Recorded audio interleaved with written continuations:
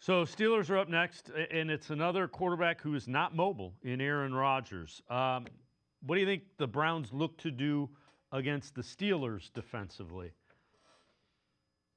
Yeah, so it's interesting because in some ways it's a similar dynamic with the Minnesota Vikings. You have a very veteran quarterback who understands what's coming and he needs to get the ball out quickly. But the difference is one, I don't think Aaron Rodgers is going to use a spin move on Carson Schwarzenegger the way that Carson Wentz did. And two, Aaron Rodgers is the only quarterback below Dylan Gabriel in terms of yards per attempt terms of like how air yards. So the ball's coming out quick and short. That actually works to the Browns' benefit in some ways. Now, having said that, the Steelers are going to probably try to do some things to rub, to try to create space. And ultimately, right now, the Browns don't have a great matchup for DK Metcalf. I mean, he's a giant human being at about 230 pounds.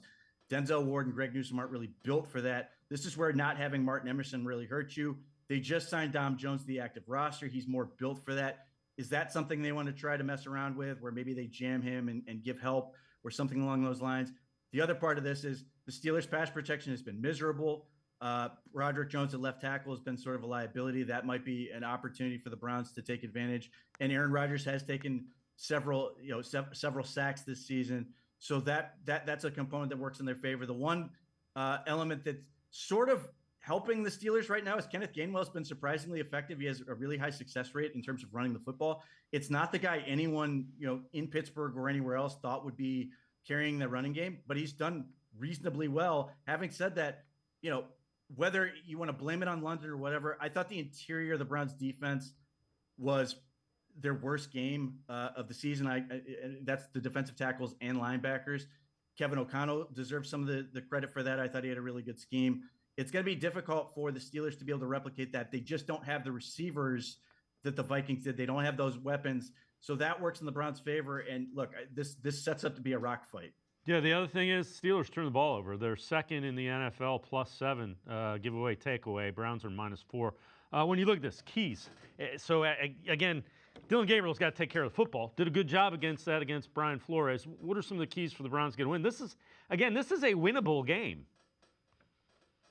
Absolutely. Look, in some ways, I think the Vikings were a really good preparation for the Steelers defense because they do a lot of the same things. They want to play trap coverages. They obviously want to get pressure on the opposing quarterback. Dylan Gabriel had a surprisingly high grade as far as PFF is concerned under pressure. He's very decisive with the ball. He understands where he wants to go, and he did a nice job of keeping the ball out of harm's way. Other than one ball that Josh Metellus sort of got his hands on, he largely kept it away from the defense.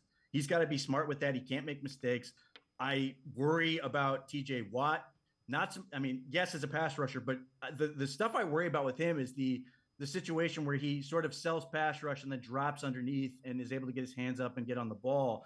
But look, I don't think the Steelers have great corners in terms of if Jalen Ramsey is unable to go. If he's able to go, he's arguably one of their best defender on the field this year.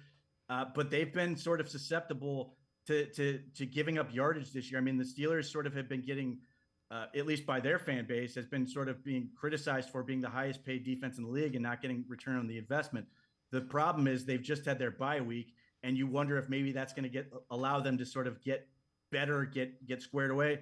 But they have a lot of injuries they're trying to deal with. Mike Tomlin made it sound like they might be getting some guys back, which should certainly help them. But it's going to be tough. I mean, the Browns have to be smart. The one thing that works in their favor is the Steelers have not been a great run defense. The Browns have been successful running the football, even when teams know it's coming. That could be a real huge component for them in trying to ease the burden on Dylan Gabriel.